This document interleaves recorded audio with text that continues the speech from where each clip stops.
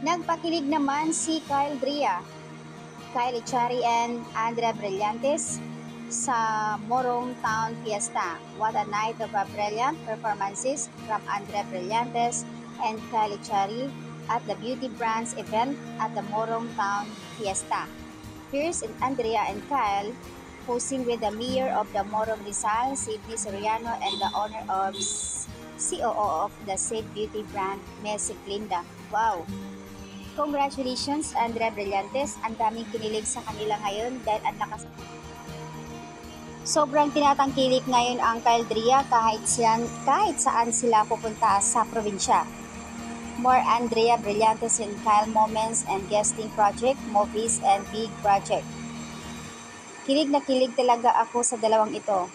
Sana may next pa na may ganap sila sa probinsya. So, ayan guys, request ng karamihan na sana more project and more ganap sa probinsya para makita ang Caldria. And fairness naman kay Andrea Brillantes, ang daming mga guests na yung tipong akala mong mangumpanya. Sobrang isang kaway lang niya sa mga fans. Kilig na kilig sila at naghihiyawan talaga. Looking forward for more project together.